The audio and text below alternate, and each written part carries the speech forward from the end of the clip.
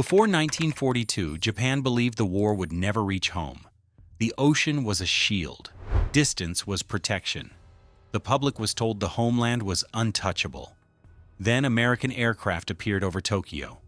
Not massive bombers, not waves of fire, just a small group of B-25s flying where no enemy plane was supposed to be. The physical damage was limited, but the shock was enormous. Fear spread. The leaders were embarrassed. The illusion of safety collapsed overnight. The B-25 became more than a bomber. It became proof that Japan could be reached, watched, and struck. If a few planes could do this much damage, what would happen when hundreds arrived? The North American B-25 Mitchell was an American medium bomber built to do one thing well: strike hard, fly far, and come back alive. It first flew in 1940 and officially entered service in 1941, just as World War II was about to explode across the globe. Named after Billy Mitchell, a loud and controversial supporter of air power, the B-25 was meant to prove one thing clearly: airplanes could decide wars. At its core, the B-25 was designed to carry a heavy bomb load over long distances while still being fast, stable, and easy to fly. The U.S. Army Air Corps wanted a bomber that could hit enemy targets deep behind the front lines without needing perfect runways or highly trained pilots. This mattered because the war was not just being fought in Europe. The Pacific theater was full of islands, jungles, short airstrips, and harsh weather. The B-25 was built to survive all of that. Its development started in 1939 when the U.S. Army asked aircraft companies for a new medium bomber. North American aviation responded quickly, using lessons from earlier designs and improving them. The result was an aircraft that was simple but smart. Engineers focused on easy repairs, strong structure, and forgiving flight controls. If something broke, crews could often fix it in the field. If a pilot made a small mistake, the plane usually did not punish them for it. That alone made it valuable. One early problem was instability in the air, known as Dutch roll. Instead of scrapping the design, engineers adjusted the wing shape. This small change gave the B-25 its famous gull wing look and made it much more stable. It is a good example of how the plane was shaped by real testing, not just theory. By the time of Pearl Harbor, over 100 B-25s were already delivered. What made the B-25 truly dangerous was how adaptable it was. It did not stay the same for long. New versions added more fuel, heavier guns, better armor, and even a massive 75mm cannon in the nose. Some B-25s became flying gun platforms, designed to strafe ships and ground targets at low altitude. Others were used for long-range bombing, reconnaissance, training, and anti-submarine patrols. Nearly 10,000 were built, more than any other American medium bomber. This flexibility terrified the Japanese, especially in the Pacific. Japanese defenses were built around the idea that enemy bombers would fly high and follow predictable paths. The B-25 did not do that. It flew low, fast, and aggressively. It could attack ships, airfields, supply lines, and cities with little warning. Its ability to take damage and still make it home added to its fear factor. Some planes returned with hundreds of bullet holes and kept flying. The psychological impact was just as important as the physical damage. The most famous example is the Doolittle Raid, which we will go into more detail about later in the video. But for now, just know that it shattered the idea that the Japanese home islands were untouchable. Even when the damage was limited, the shock was massive. It forced Japan to rethink its defenses and spread its forces thinner. In simple terms, the B-25 was created because the U.S. needed a tough, flexible bomber that could work anywhere. It succeeded because it combined smart design with brutal effectiveness. And it terrified Japan because it broke expectations, ignored the rules of traditional bombing, and proved that no place was truly safe anymore. However, the glory of the B-25 was not just limited to how it was built, but where it went and what it was asked to do. Very few aircraft in World War II were used across so many regions. by so many forces in so many different ways. The B-25 did not belong to one front or one style of warfare.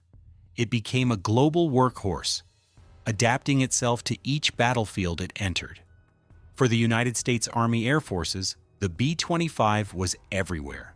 It flew missions in Europe, North Africa, the Mediterranean, China, Burma, and most famously, the Pacific. In Europe, it acted as a tactical bomber. That meant short to medium-range strikes on bridges, rail yards, fuel depots, troop positions, and airfields. These were not random bombings. They were carefully planned attacks meant to slow German movement and support ground forces pushing forward. B-25s often flew lower than heavy bombers, which made them more accurate but also more exposed to enemy fire. Their strong build allowed many of them to survive hits that would have destroyed weaker aircraft. In the Pacific, the B-25 became something far more aggressive.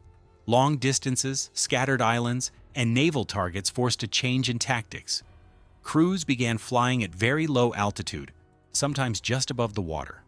Modified versions like the B-25H and J were packed with forward-facing guns, turning the aircraft into a flying attack platform. These planes would rush toward Japanese ships, airfields, and supply bases, firing continuously while dropping bombs. This kind of attack was shocking to Japanese forces who were more used to high-level bombing. It felt personal, loud, and sudden. The B-25 was not only used by the USAAF, the U.S. Navy and Marine Corps adopted it under the name PBJ-1. These versions were used mainly for patrol, anti-submarine work, and later, night attack missions. Marine PBJs operated from island bases like Saipan, Iwo Jima, Okinawa, and the Philippines. They carried radar, rockets, bombs, and even torpedoes. At night, they hunted Japanese shipping using radar-guided strikes, something that was still very new at the time. Some PBJs fired massive rockets like the 5-inch HVAR or the huge Tiny Tim, capable of ripping ships apart.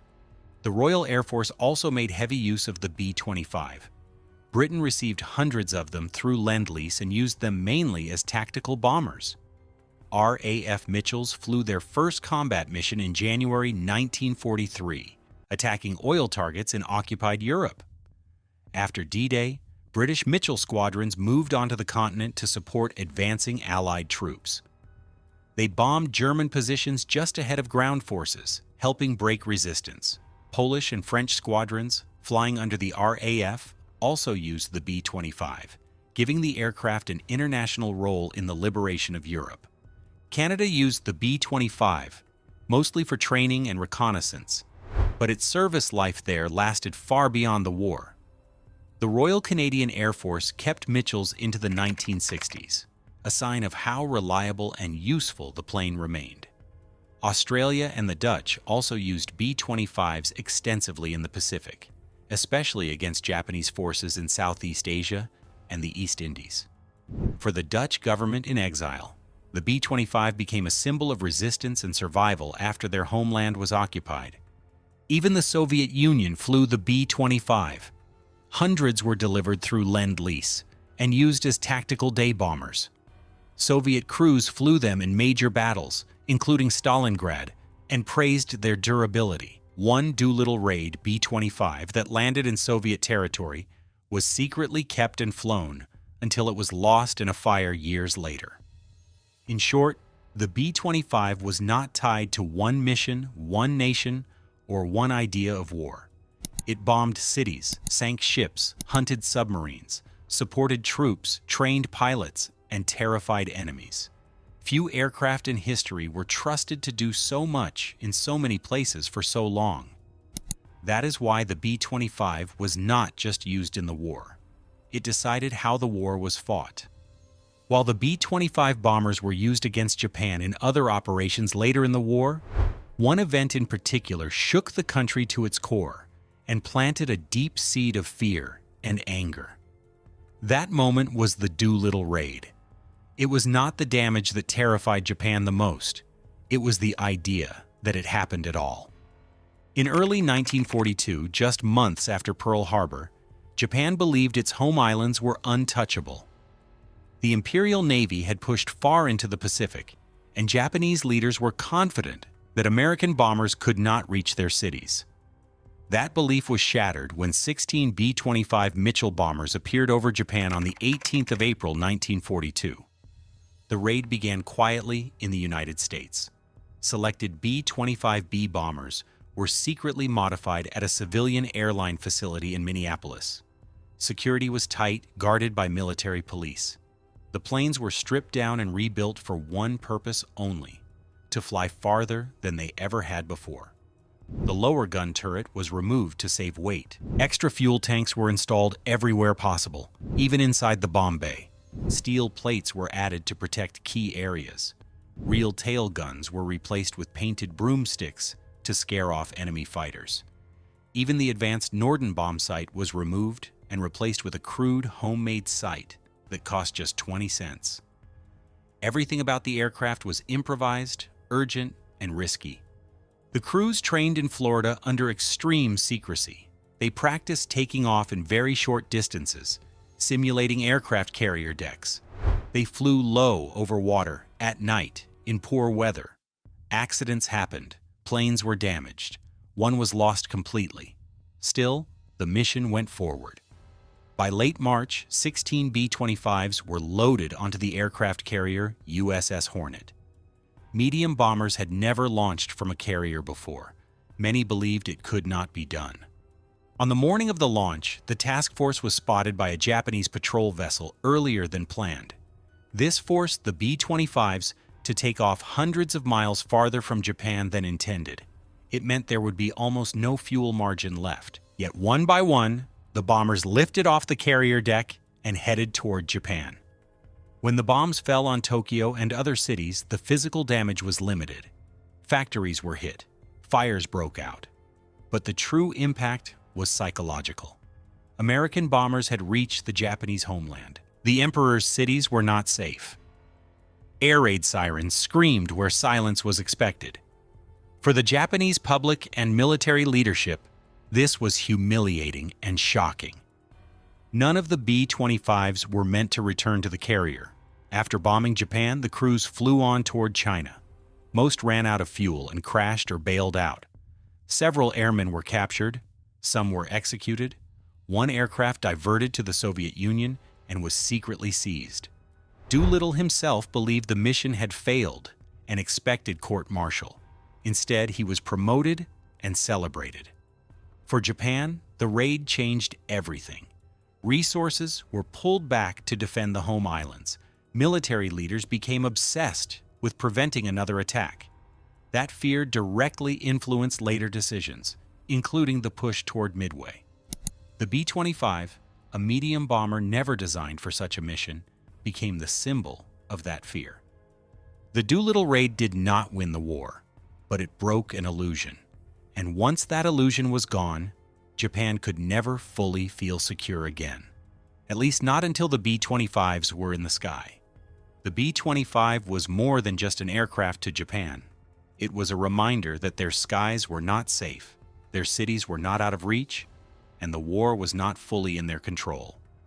From surprise raids to relentless low-level attacks, this bomber left a mark far deeper than bomb damage. It created fear, anger, and a lasting hatred that followed it throughout the war. And this is just one story. History is full of moments like this. If you enjoyed this deep dive, hit subscribe and stick around. There are many more untold war stories waiting.